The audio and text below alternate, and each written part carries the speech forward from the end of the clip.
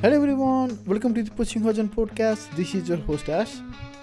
As I'm here listening back to this episode before it drops, cutting pieces, moving things around, I kept stopping and just thinking about what we talked about.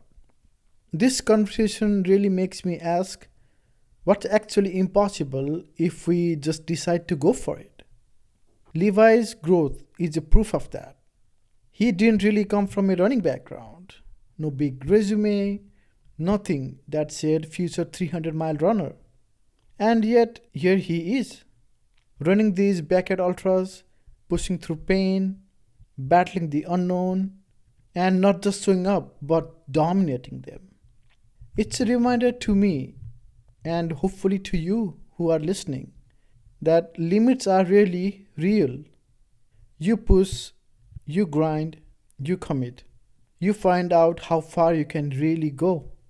And in that note, please let me introduce to our guest today. It is Levi. Hey Levi, welcome to the show. I've been looking forward to talk to you for a bit, so this will be a very interesting Yeah, conversation. Sage, thank you for having me. I'm looking forward to this and looking forward to chatting with you and yeah, just having a good time. When I found you, I saw you do these incredible races, hard ones. I would say describe you doing the harder ones. So can you please give a quick introduction to the guest, like who is Levi? Yes, so I'm Levi. I live in kind of central Ohio, just kind of a rolling countryside, hills, back roads, no mountains or nothing like that. Nothing, to me, it seems like nothing too cool. But yeah, and I enjoy running. Got into it a few years ago as a hobby and uh, ended up taking it a little further. So yeah, that's a little bit about myself. Before we start into your journey, when did or where did this love of ultra running came for you? So I guess I'm still a relatively new runner. I never ran at all until like the fall of 2019, late fall. Wow. I had one of my friends. He did a lot of CrossFit at the time and a little bit of running. Convinced me to try it. He said he thinks I'd enjoy it. So I went out one day and I think I ran maybe a 3/4 mile and it was really hard, but I kind of liked the challenge. So I kept doing it every day. He'd text me and see if I did my run. And I did that for a week or two and I kind of learned to enjoy it. So yeah, I just started running a couple of days a week. And after about 2 or 3 months, that same friend was like, he thinks I should sign up and run a marathon with him. And to me, that sounded pretty crazy because I thought the marathon was kind of the top distance in running. I didn't really know anything about it. But I decided to try it and I followed a training plan I found online and started following that. And then by the time I was through that, the race ended up being canceled due to COVID back in it was the spring of 2020. It was a crazy time for all of us. But Yeah. I did took the option to run the race virtually. So I still did the distance just to do it. And during that, I realized that there's actually more out there than the marathon distance. And yeah, after that, I was kind of hooked and it became my new hobby. Did you immediately went into the ultra world after finishing that marathon, or you slowly and gradually you did 50K, 56, 80, and 100, 160? So how did that work? So I had kind of an abrupt entrance into the ultra scene, I guess. So during my marathon training, I had done for one of my long runs at the time, I had done a 25K trail race locally here to do as my long run. And I couldn't forget that. Running on the trails, it was so much more fun than just running on the road. Um, you know, talking to people who walked up the hills, it was a lot of fun. It seemed way more enjoyable and I love being out in nature. So it was just better than running on the road watching for cars. So after the Yeah. marathon, I think it was towards that fall, I did a 20-mile trail race. And then probably the next spring, I did 50K. And I kind of ran for fun a couple of days a week, nothing crazy. And in 2023, I believe it was, or 22, sorry. A couple of my friends had signed up to run a local 100-mile race, the Mohican 100. And I had agreed to pace one of my friends for the last 1 or 2 loops. And a week before the race is on a Saturday, so on a Sunday morning we were running, and he told me he thinks I should just sign up and run the actual race instead of pacing him. And I guess I'm a glutton for punishment because I had never ran further than a 50K and had not trained at all for this race, but I was like, sure, I'll try it. So I went home and signed up, and my only goal was to just complete the 100 miles. I didn't care about hitting a time or anything. And I think I completed that in just under 27 hours.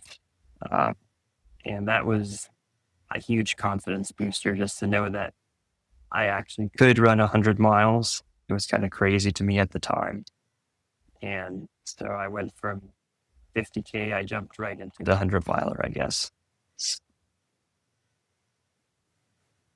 God, like from running a marathon to just like, hey, you should do 100K casually, and like you signed up and you finished it. So how did it feel when you finished the 100-miler? It's not even 100K. Like, did you knew like you were built for this? Because it's not easy, because if you don't train, and like I said, you have not been training, and you were able to do Mohican 100-miler is tough. Yeah, it's the Mohican 100 is a tough one, especially for here in Ohio. I think it has close to 14,000 feet of the gain. It's pretty hilly. So once I completed it, it did leave me wondering, what can I do, because I hadn't trained for it. Now, that being said, I was hurting pretty badly by the time I was done because I had not trained for it. I couldn't walk right for a few days, that's for sure. But after that, I decided to sign up for my first backyard. I didn't really understand the whole concept at first. My friends had run the local one here in Bob's Big Timber, Backyard Ultra. He had run it, I think, every year, and he kind of explained how it worked, and it was kind of intriguing to me. So I was like, I completed 100 miles, so I'm going to go see if I can do 104, 1 more hour, just to get a distance PB. And so that's kind of what got me into the backyard scene, I guess. Because at that event, once we reached 100 miles, I think there was might have been 4 people left. And I knew the one person was going to stop at 100 miles. So that left 3 of us. So I was like, well, I guess I'll keep going as long as I can. And long story short, I ended up winning that event, and that's when I really got started into the long distance stuff, I guess. And that was your first backyard ultra, and then you won your first backyard ultra, and then there are a few of them that you have won. So compared to this 100-mile Mohican, it's a totally different format, right? Because you have to be the last man standing to win the backyard ultra, because it doesn't stop until somebody is okay. There is only one left. So how was your mindset during these races? Because you have to run at night, right? It's not easy. And I don't know if you have been training or not, because you don't know how much loop you have to do, because it depends upon the next person next to you, right?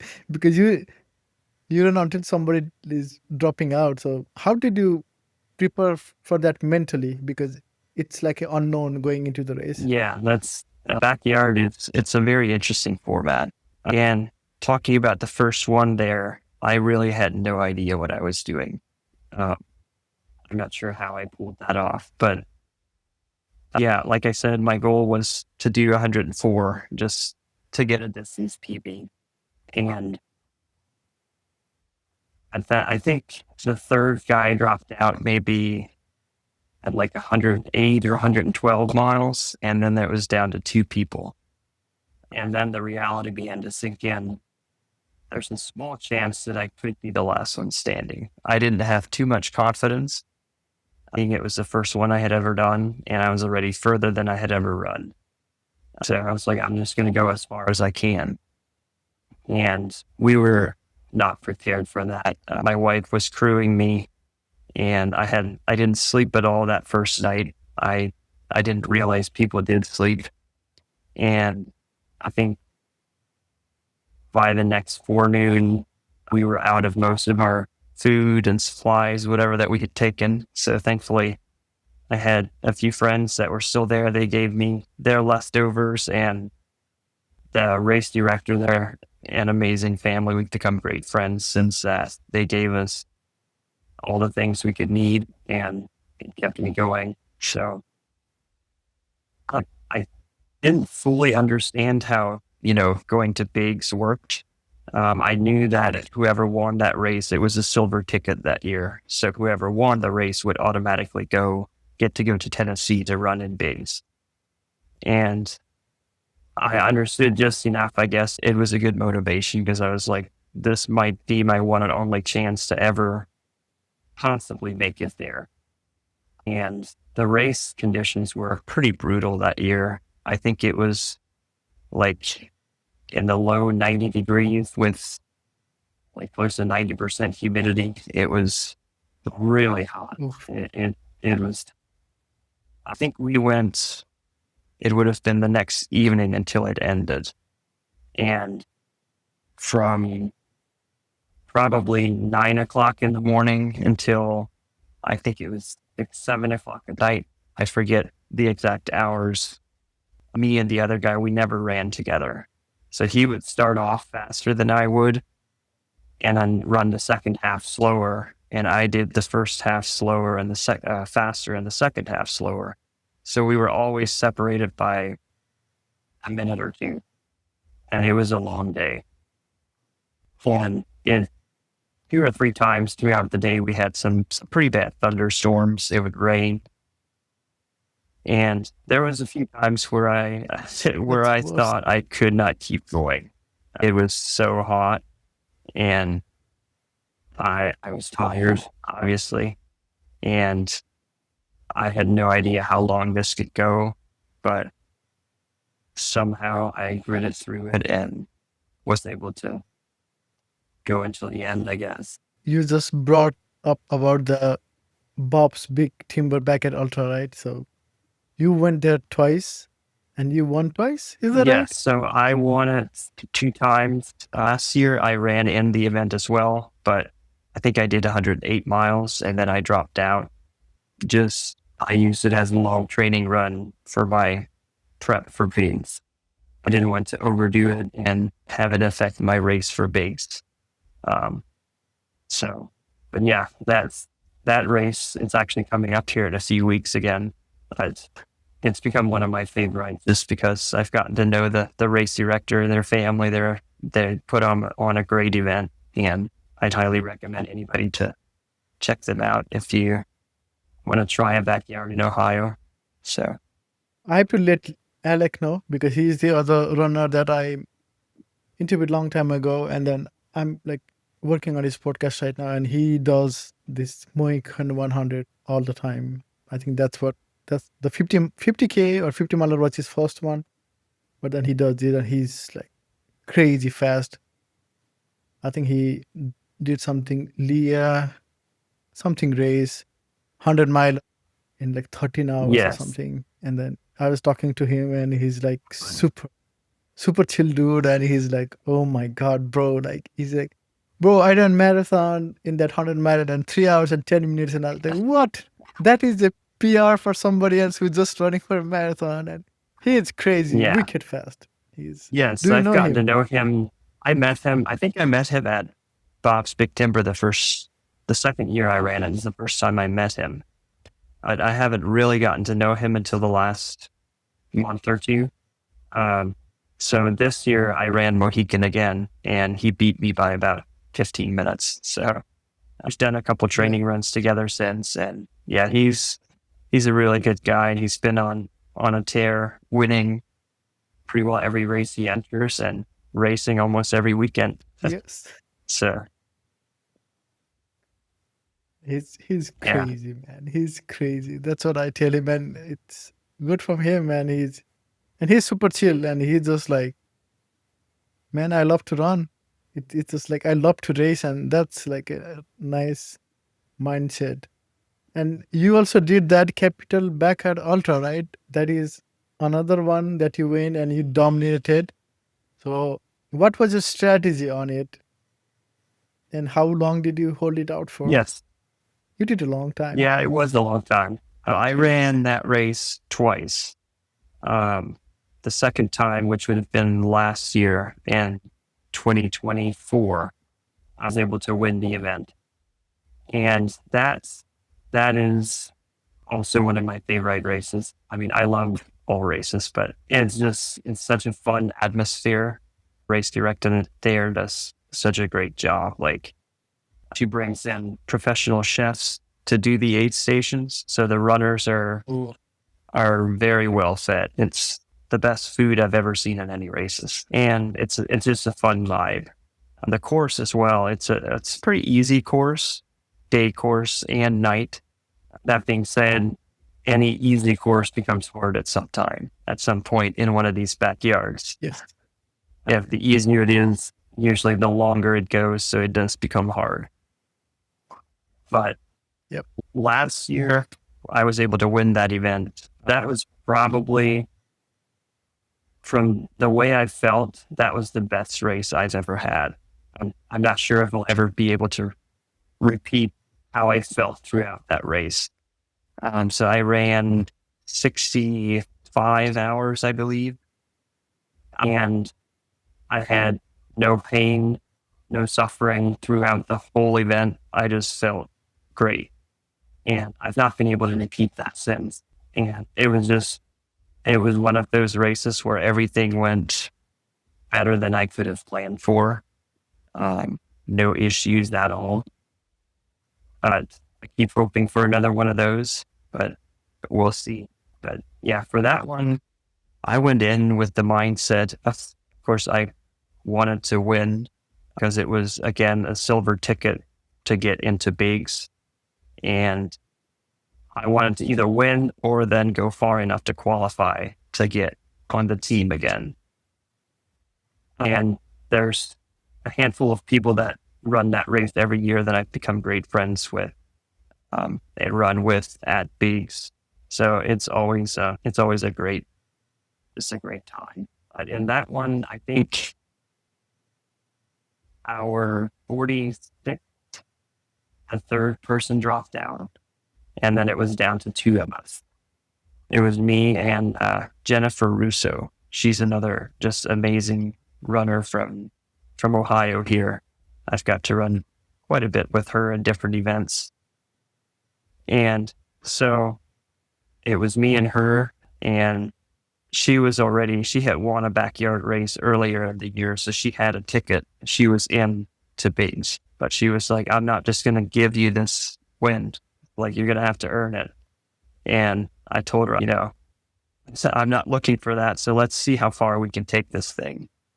And I think we ended up running just the two of us for 19 hours, but it didn't seem that long. We ran together all but the last maybe 6-7 hours. And like we talked the whole time just about anything. We had a lot of time. But it honestly, that next day when it was just the two of us, it just seemed like we were two friends out in the woods running for fun. I think we both kind of forgot that we were in a race. We just ran together and talked and had fun, went back, started again the next hour, until towards evening. I think she started having some stomach issues and just different things. And it was unfortunate the way it ended. She is one of the toughest backyard runners in the world. So she just ran at Dead Cow Gully in Australia. I think she did 76 hours. She can be in pain for hours on end and just keep going. But when it finally ended at that event, I think she missed the starting bell by like 10 seconds. She was hurting for a long time, but it finally caught up to her. But yeah, and man, I was able to win that and get my ticket into Bigs. What was the distance in terms of mile when you finished the race? Was it I think that 270? was 270 something. Yes. So yeah, and I still don't know how I ran that distance and nothing hurt. Yeah, it was. You were built for that. That's a I simple guess, answer. but it hasn't happened.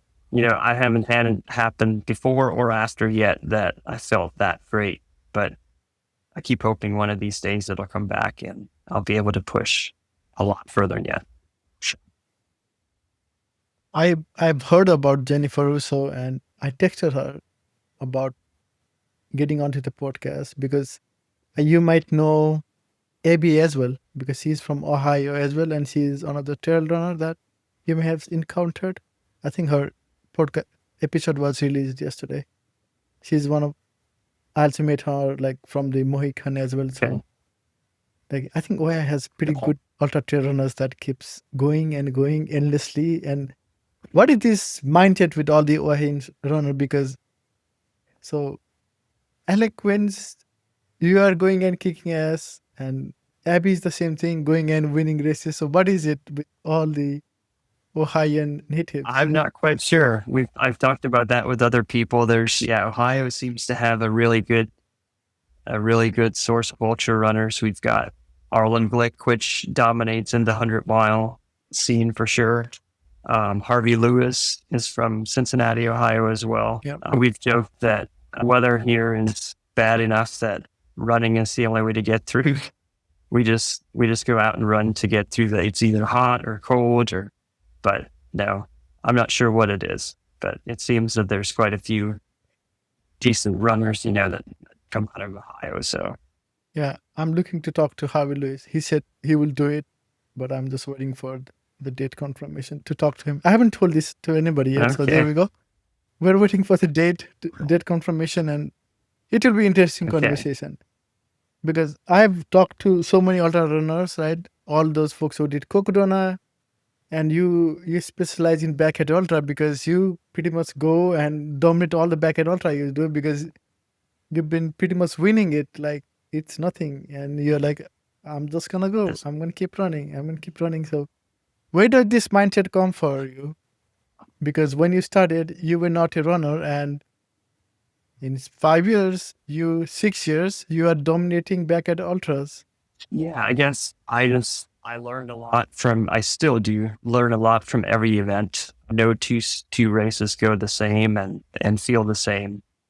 And I realized pretty quickly after the first one, especially after the second one, how important the mental aspect of a backyard ultra is. I mean, in all ultras, but especially in the backyard, because there's no forgiveness there. Like, you have a bad hour, you don't have a lot of time to recover.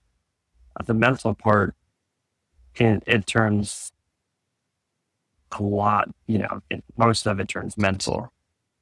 And I worked a lot on my mental strength.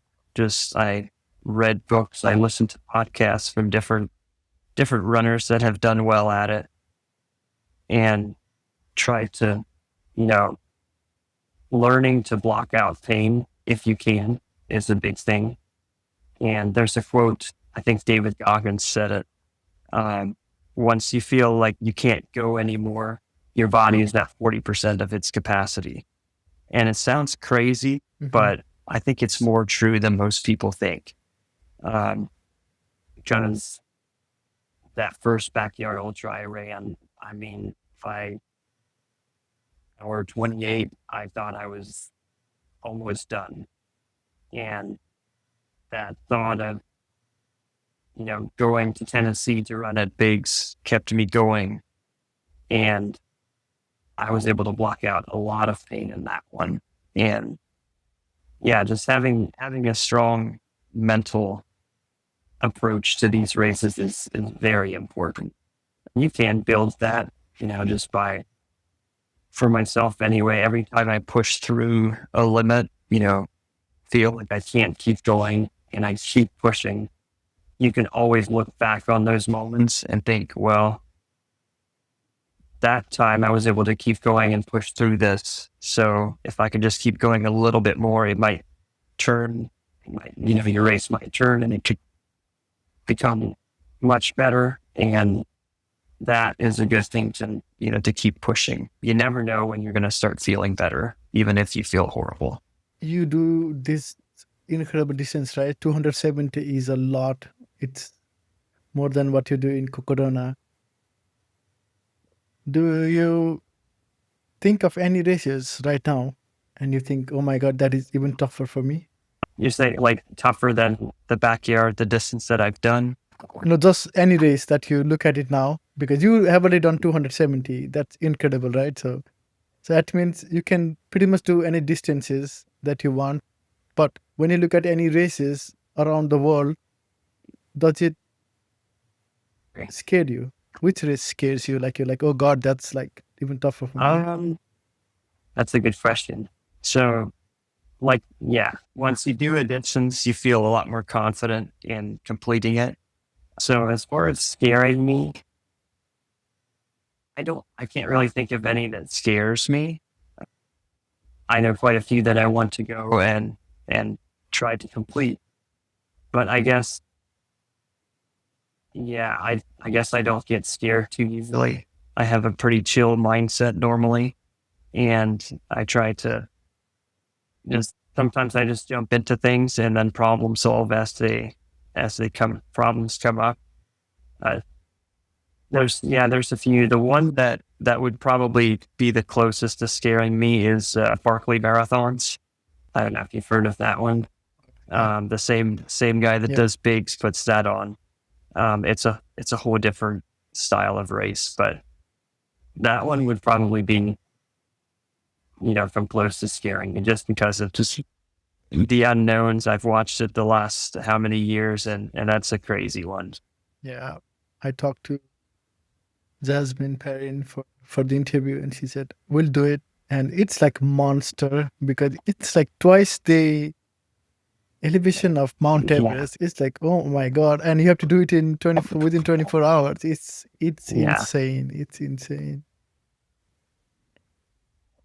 Oh God, it will be interesting how you do it. I'll root for you. Let's go. We can do it. I mean, you can do it. I would definitely have to go try. If I get the opportunity to, I would definitely go see how it is. But it would take a lot of prep for it.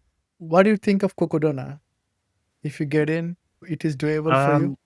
Yeah, I think so. I mean, you never promised anything, but so I am on the wait list for Cocodona. I think I'm like 319 or so.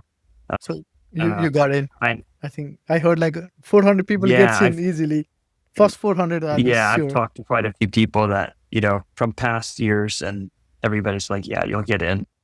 So I'm kind of definitely planning for that next spring, hopefully. And that is a big one on my radar, because I was able to go out last year, not this past year, but in 24, I ran the last 90 miles with Arlen Glick. I paced him. And when I got home, I was like, I need to sign up for this race. It was just, I mean, the scenery you ran through, the vibe of the race, I do such a great job. And so it didn't work out for this year. So I was like, I think it'll work next year. So I'm hoping to get in and see what I can do in that one. So as we talk about that race, right, compared to the backyard ultra, it's a different format. For backyard ultra, you meet up every hour.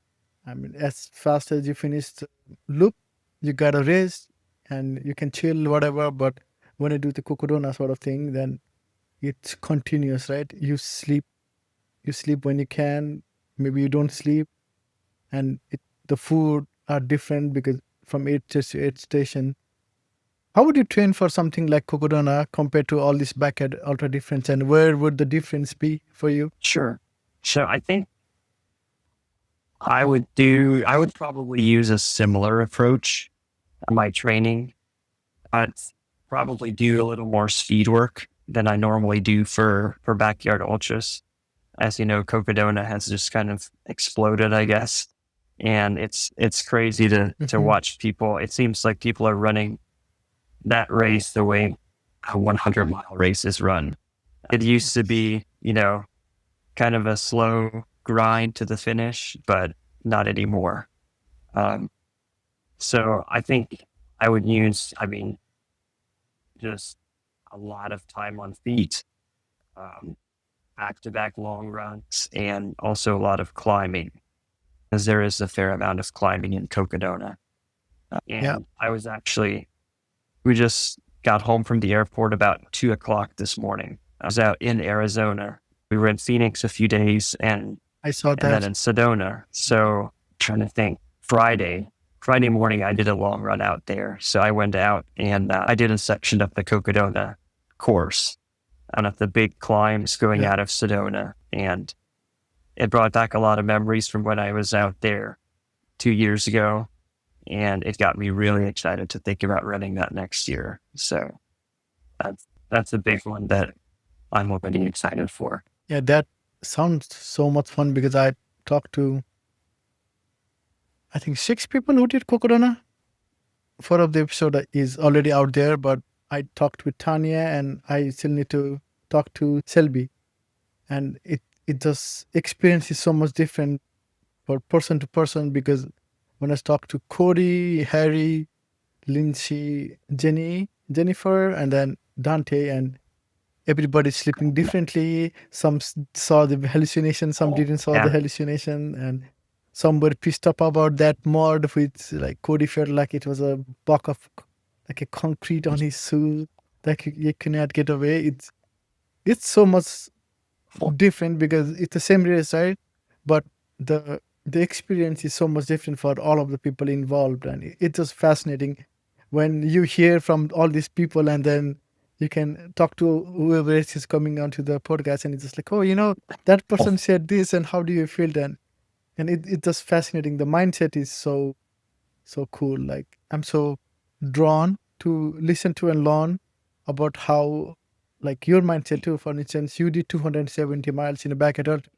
That's no joke, that's like you need to have like a sheer determination and perseverance just to go and like grind it out. Like, okay, I'm not gonna back out. I'm just gonna be the last person standing. And that takes so much of mental strength, and it's just like that's commendable. That's like really thing like I appreciate about ultrarunners is that give me more pain and I will grind it out.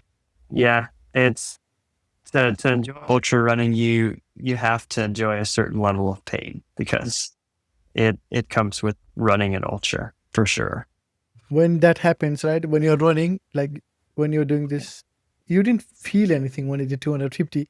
But in all the races that you did, when the pain comes, do you invite it, or how do you proceed when that moment happens when the pain is coming through you?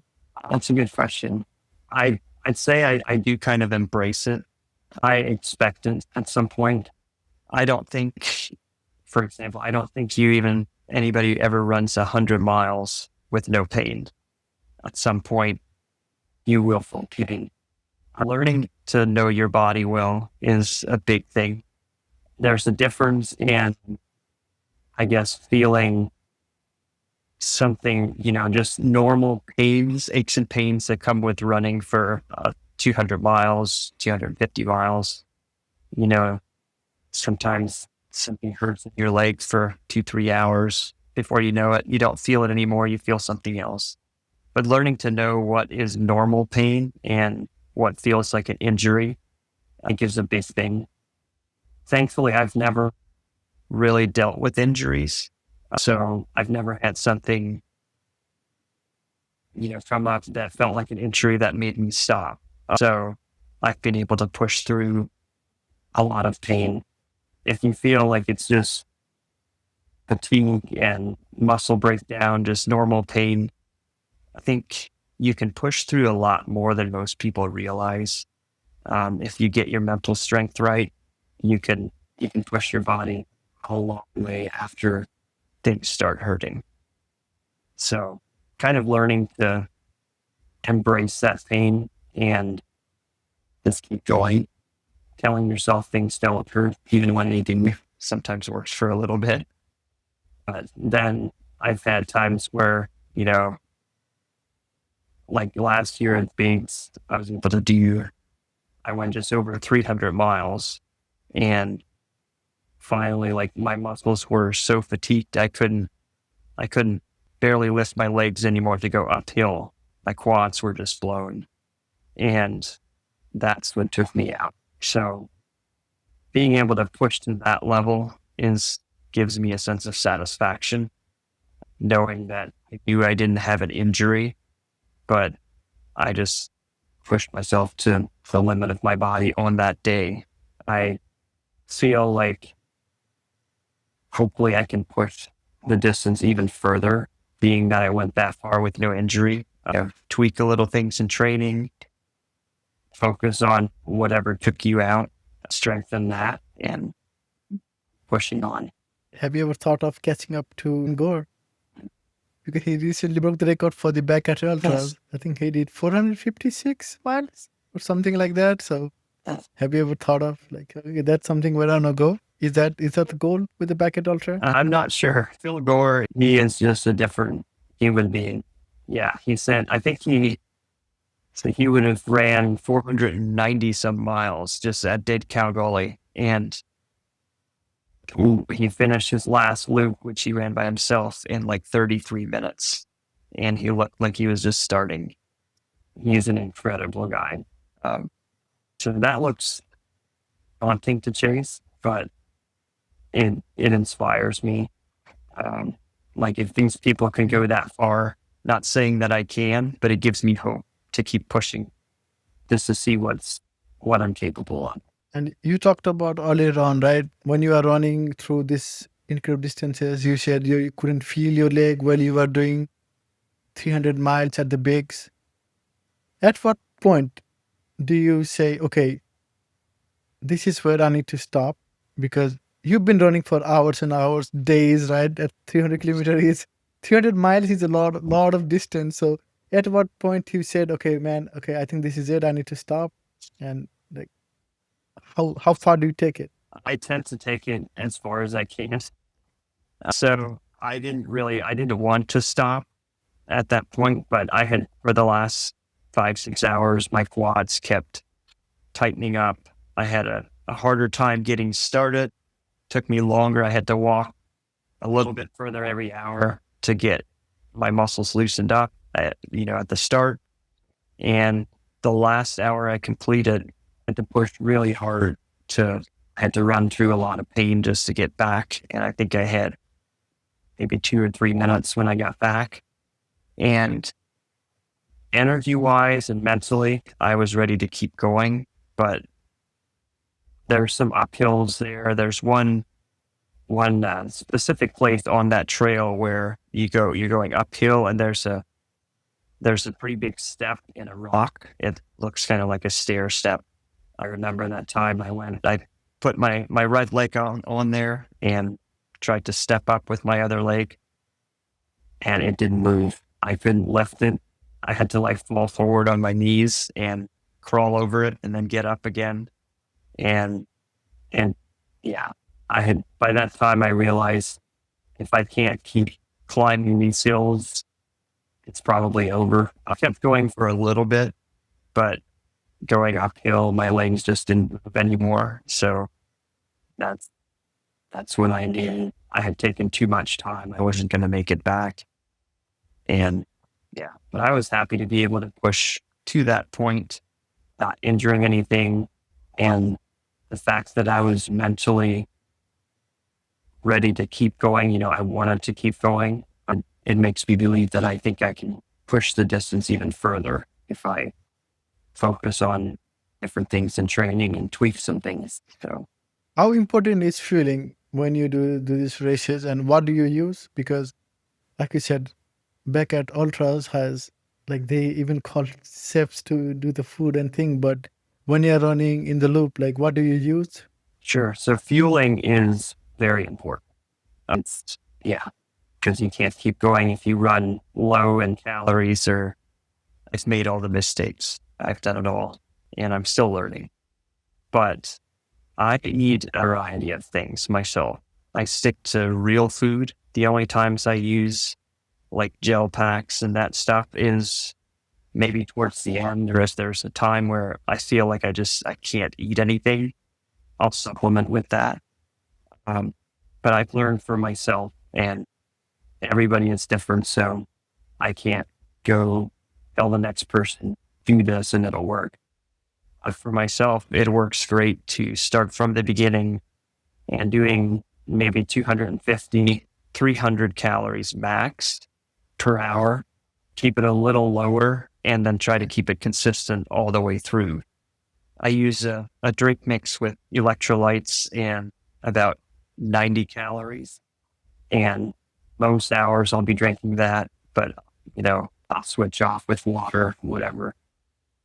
And then I eat well. My wife is always my crew at these events, and she takes great care of me. So I'll eat a lot of, to begin with, turkey, avocado, cheese sandwiches, salty snacks, lots of fruit, especially if it's a hot race, grapes and cheese. That's a big variety. Sometimes, hamburgers. And then usually once it turns dark, like through the night hours, I prefer warm food. So I eat a lot of mashed potatoes. We just use the instant mashed potatoes and add chicken broth and salt. It's a good source of sodium. Make them really thin them down with that. Oatmeal is another one. And then soup. Sometimes like she'll make me chicken quesadillas, breakfast wraps. I eat very well through these things, and somehow like my stomach does well, I guess, in a big variety of foods in these events. So yeah, I eat pretty well anything. Do you have any food craving when you are doing these races? Oh God, I wish I can have that food. Yeah, and it seems to be different in every event. Some races, watermelon with salt. I eat Boy. tons of that. So the next time I go, I take a lot of watermelon, and I don't get hungry for it, and I crave something else. So there's usually one thing in each race that I kind of gravitate towards, and it's a different thing. So oftentimes I kind of know what to expect. We plan it out a little bit, what I'll eat. So it's not too often that I crave something that I don't have, but occasionally there's been times when I'll see another runner eating something and I'm like, oh, I just wish I could have that. I want that. So there's been times when the crew has run out and got different things, but yeah. So when we talk about diet, you started in 2019. That was your first time. You were training for this marathon, and now you are doing this 300-mile of races in Backyard Ultra.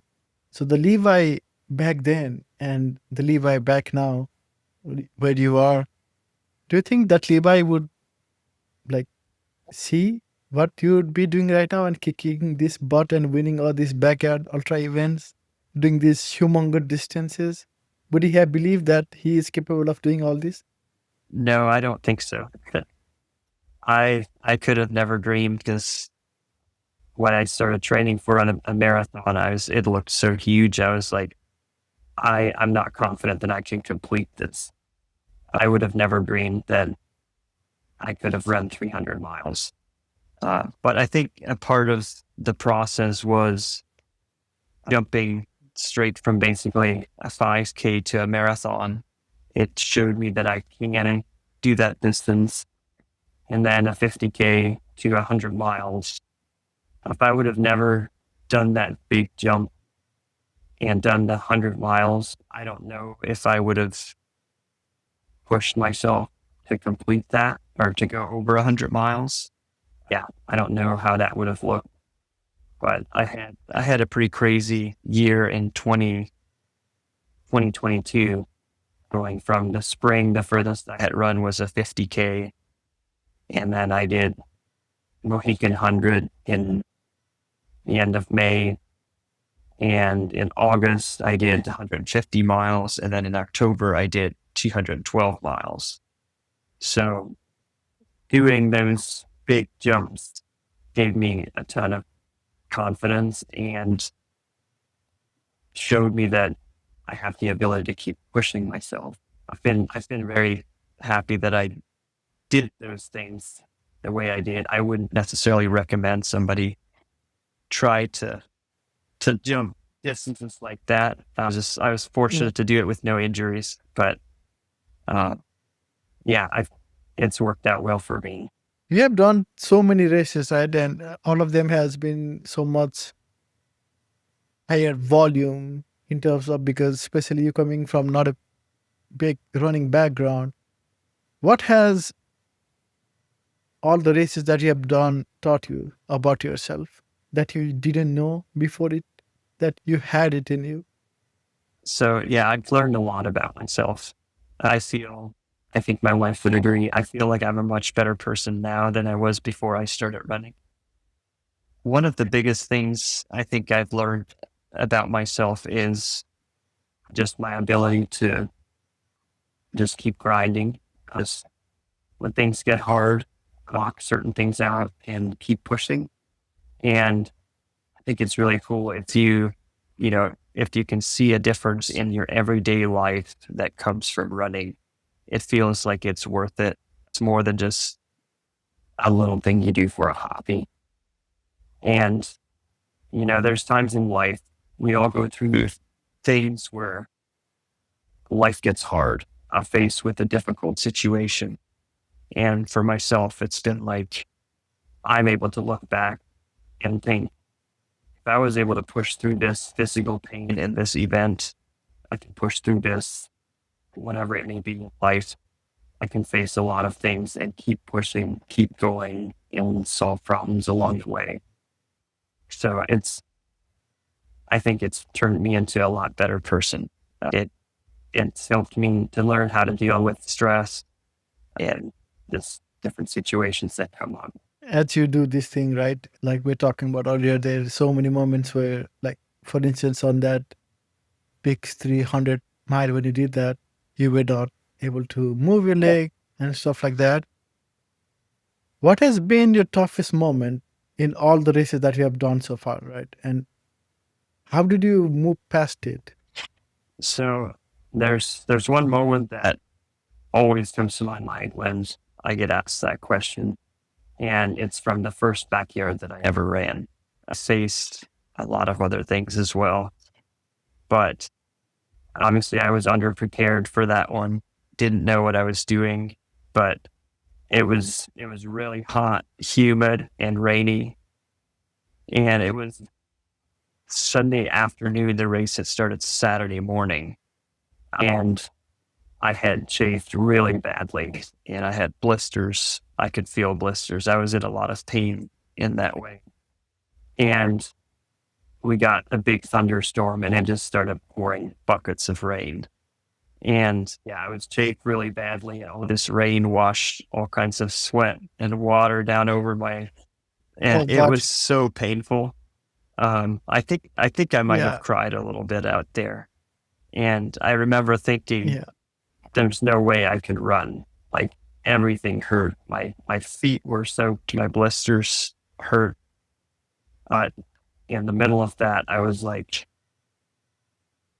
if I quit now, it's over.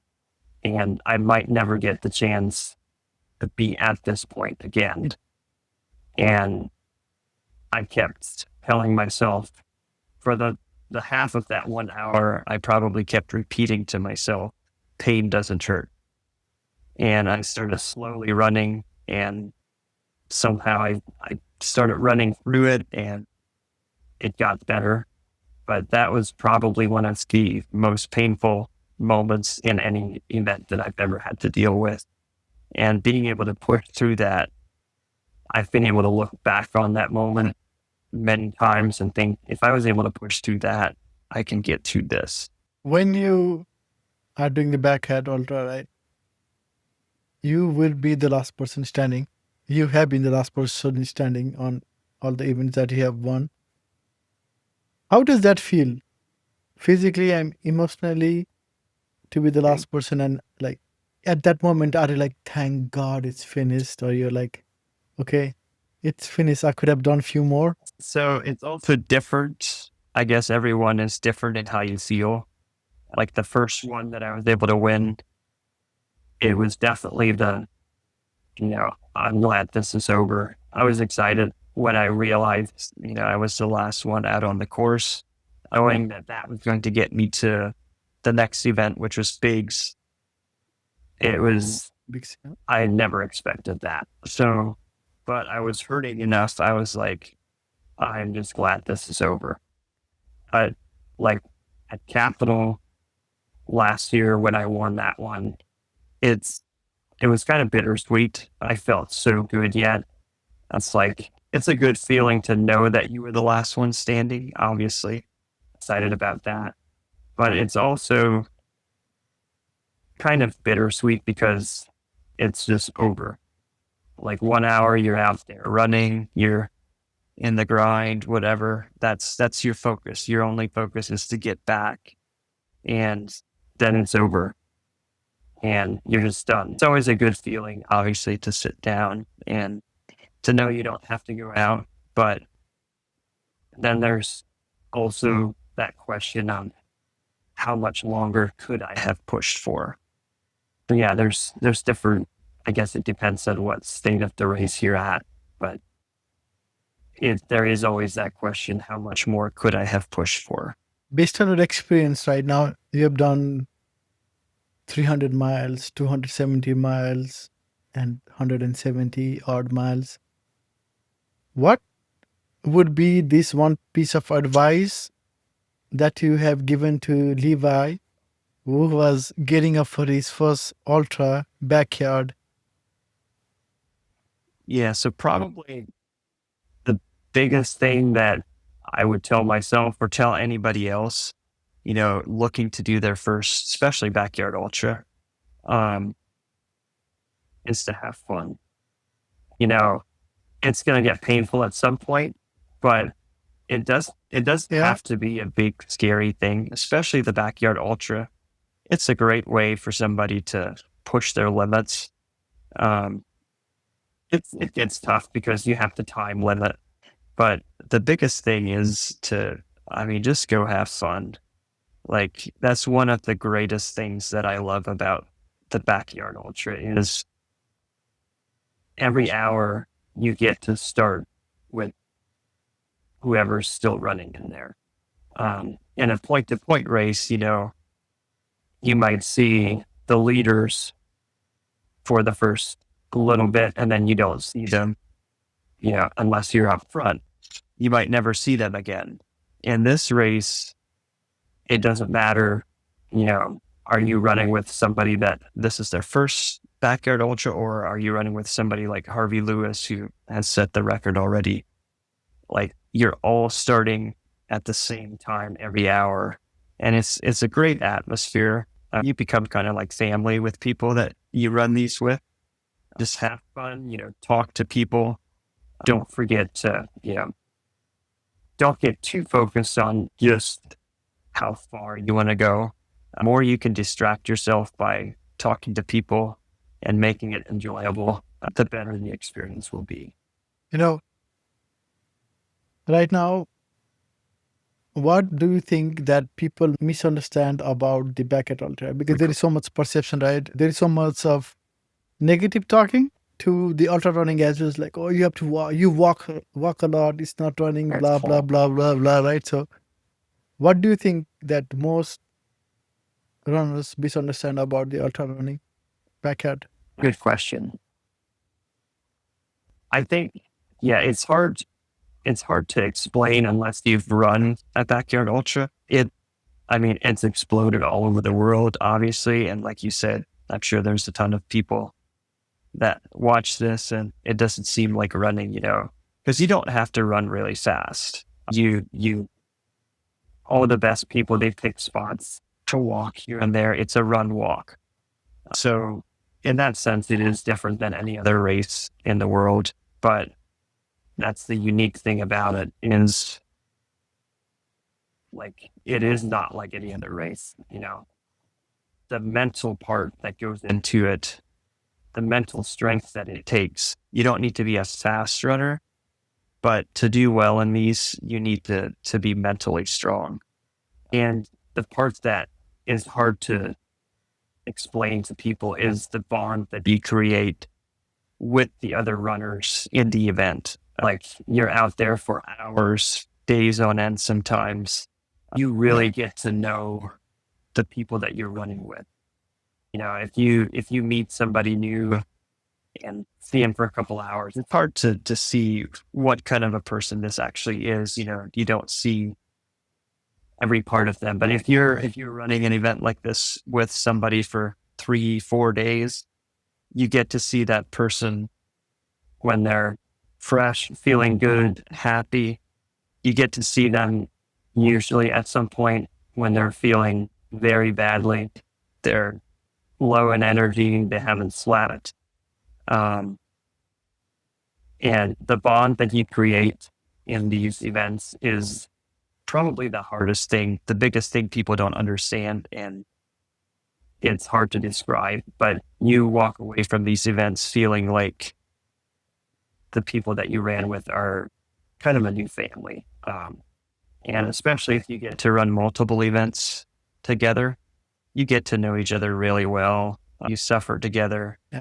And the unique thing is, if somebody is struggling, somebody has a low point, you will always see some runner helping them along. You're competitors, but it doesn't feel like it, because you want everybody to go as far as they can, because you can only go as far as the person, behind you, so to speak. So being able to see that, and if you're struggling, you get a low point, somebody out there is going to slow down. They're going to run with you. They're going to share food with you, whatever you might need. And that's the coolest thing about this format. And I think one of the parts that you can't grasp that fully just by watching the event online or something. It creates a bond like no other race. As you have done these races, what is next for you? We just talked about Cocodona and you are waiting for the list, but that's next year. But out of that, what is next for you? Sure. So I am planning to run at Bob's Big Timber coming up here in a few weeks. I haven't fully decided what I'll do. I might use it as a training run and just pick the distance and be done, as hard as that is to do. But my main focus for this year is Javelina 100. It's out in Arizona. Like I had mentioned previously, we were out there last week. So I had the opportunity to go run the course, and it got me really excited. It's a really fast 100-miler. And it's different. My training this year has been different. So I guess to back up a little bit, I've wanted to try, another just point-to-point 100-miler the last couple of years, but I focused on backyards and I haven't really had time to. So this year I am not qualified for bigs. So I decided, instead of chasing that, I'm going to take this year and do some 100-milers, some different races, just something different. So, like I said, I did Mohican, and then Javelina is kind of my main focus. So I might do Tuscazor is another local race here, the end of August. I might do the 50-miler there as a tune-up race, just to kind of see where I'm at. I started early this spring. I never really did any speed work training for backyard ultras. So this is a whole different summer for me. It's been interesting. It's been fun. I've been doing a ton of speed work, kind of building up to Javelina. I really want to see how fast I can run that. And it's totally different than a backyard. So the training has been completely different, but I'm really excited. After running that course, it's beautiful out in the desert. There's cactus, and it's a pretty runnable course. I think the biggest thing is the heat. There's very little shade on the course, and it's hot. But I'm looking forward to a new challenge. Um, but then, like you mentioned, if I can get into Cocodona, looking further down the road next year, I would love to do Cocodona, and hopefully I'll be able to get into bigs again next year. As of now, I'm on the list, but we'll see. Ideally, I'd like to do Cocodona in spring and then run in bigs in the fall again in 2026.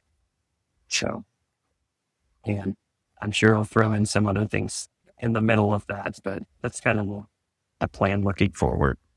And so I ask this question to a lot of people. The Levi who was training or running 5Ks, right? And then the Levi who is now going to back at ultras and crossing those events. In that perspective, why do you run now compared to back then? That's a great question. Back then, I just ran because it was something new. I wanted to see if I enjoy it, whatever. And now it's become a part of my life. It's become just a routine. I feel like I need it. It's the way that I go out and I mentally unplug from any stress of life. Yeah, sometimes, going out and running an interval workout for an hour and a half, whatever it may be, that's really hard, but it's a way to forget about the stress of life. Or going out on the trails, doing an easy run for a couple hours. I feel like I need that. I don't run for a couple of days now, which about the only time that happens is when I'm recovering from a race. I feel like I start to get a little more edgy and grumpy. I feel like I need to go running just to be the best version of myself. I completely agree with that. I'm nursing my quads. I have my first ultra in 4 weeks and I got injured at the wrong time. So I didn't run from Wednesday and it sucks. And I did elliptical today and it's just like, oh my God. Yeah. It sucks to not run. It sucks to not run. Yeah, for sure. Sorry to hear that. Hopefully you'll recover quickly here and be able to keep going. Oh yeah, I'm gonna run this weekend. I already told Milton yesterday because I need to do a 35 kilometer before my ultra. So this weekend I'm gonna go and try to 35 kilometers. If I have to walk half of it, I'll just do it. But I needed to do that for my own mental blockage that I can do it. So I'll get it done this week, regardless of how my quad feels. And I'll just take 3 weeks off. I don't care. That's a very good point. I like how you said that, your mental, kind of a mental ceiling.